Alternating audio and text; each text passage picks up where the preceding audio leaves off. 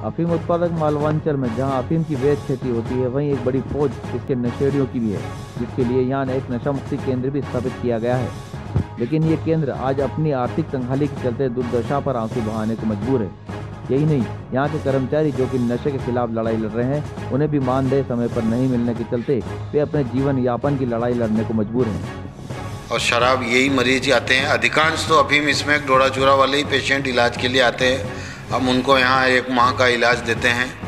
और जो है ये चलता है केंद्रीय सामाजिक न्याय एवं अधिकारिता मंत्रालय नई दिल्ली के सहयोग से संचालित है।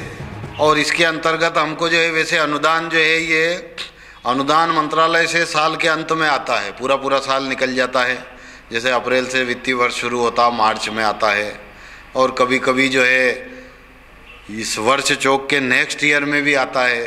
तो इस तरह आता है। अब उसमें हम लोगों को असुविधा तो होती है, फिर भी जैसे अभी रेड क्रॉस की तरफ से हमको मिल जाता है तनख्वाह, लेकिन जो है कुछ मिल जाती है, लेकिन अब वो पूरी वहाँ से आती है तभी हो पाती है।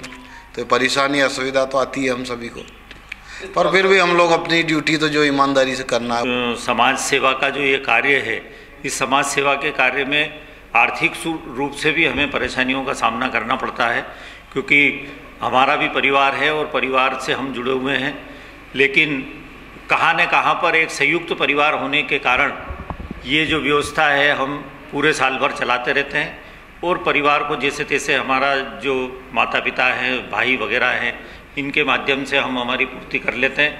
और हमारी सेवाएं जो निरंतर अभी इतने वर्षों से हम लोग कर रहे हैं, तो इन सेवाओं को इसी प्रकार से आगे भी चलाते रहेंगे। क्योंकि अब इस उम्र में और कोई कार्य यदि हम करेंगे या सोचेंगे तो उस तरीके से हम कर नहीं पाएंगे। और यही कारण है कि क्या बोले, हम लोग निरंतर 25 वर्षों से यहाँ पर कार्यरत हैं।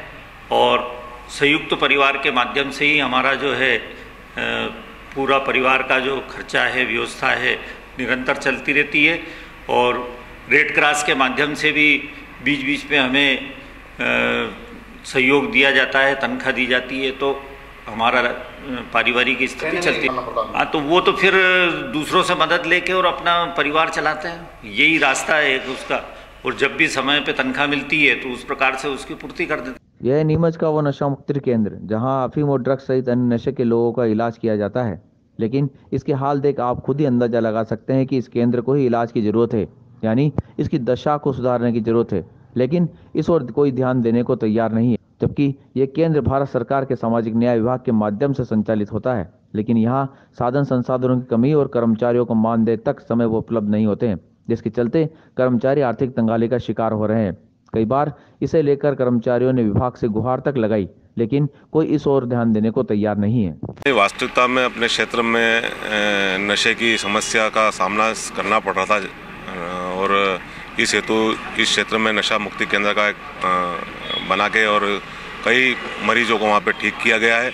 जैसा कि आज आपने मुझे बताया है कि वहाँ पे कर्मचारी को तनख्वाह नहीं मिल रही है, तो संबंधित विभाग से इस बारे में जानकारी प्राप्त करनी पड़ेगी। मुझे भी जानकारी नहीं एक्चुअल में, और अगर वास्तविकता में अगर नहीं मिली होगी तो इसको तो सतत निरंतर चालू रखना ही है। और प्रयास करेंगे कि इनको शीघ्र उनकी तनख्वाह समय पर नहीं। एक्चुअल में वहाँ पे क्या होता है, नशे के जो मरीज होते हैं वो आते हैं, लेकिन वो जल्दी भाग जाते हैं। गिनती के मरीज वहाँ पे रह पाते हैं। मुझे ऐसी जानकारी लगी थी पहले भी कि वो मरीज 2, 4, 5 दिन इलाज कराते हैं, 8 दिन इलाज कराते हैं, फिर चले जाते हैं वहाँ पे। कई बार वहाँ पे 1-2 मरीज ही रह पाते हैं।